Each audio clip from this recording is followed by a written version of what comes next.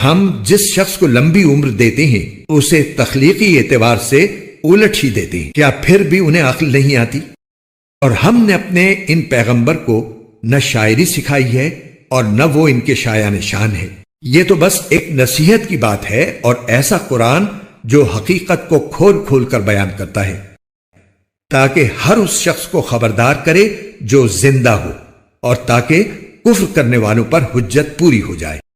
اور کیا انہوں نے یہ نہیں دیکھا کہ ہم نے اپنے ہاتھوں کی بنائی ہوئی چیزوں میں سے ان کے لیے مویشی پیدا کیے اور یہ ان کے مالک بنے ہوئے ہیں، اور ہم نے ان مویشیوں کو ان کے قابو میں دے دیا ہے، چنانچہ ان میں سے کچھ وہ ہیں جو ان کی سواری بنے ہوئے ہیں اور کچھ وہ ہیں جنہیں یہ کھاتے ہیں،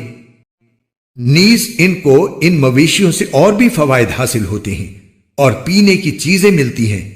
کیا پھر بھی یہ شکر نہیں بجا لائیں گے؟ اور انہوں نے اللہ کو چھوڑ کر اس امید پر دوسرے خدا بنا رکھے ہیں کہ انہیں ان سے مدد ملے، حالانکہ ان میں یہ طاقت ہی نہیں ہے کہ ان کی مدد کر سکیں، بلکہ وہ ان کے لیے ایک ایسا مخالف لشکر بنیں گے جسے قیامت میں ان کے سامنے حاضر کر لیا جائے گا۔ غرض اے پیغمبر، ان کی باتیں تمہیں رنجیدہ نہ کریں، یقین جانو ہمیں سب معلوم ہے کہ یہ کیا کچھ چھپاتے اور کیا کچھ ظاہر کرتے ہیں۔ اور کیا انسان نے یہ نہیں دیکھا کہ ہم نے اسے نطفے سے پیدا کیا تھا، پھر اچانک وہ کھلم کھلا جھگڑا کرنے والا بن گیا؟ ہمارے بارے میں تو وہ باتیں بناتا ہے اور خود اپنی پیدائش کو بھلا بیٹھا ہے، کہتا ہے کہ ان ہڈیوں کو کون زندگی دے گا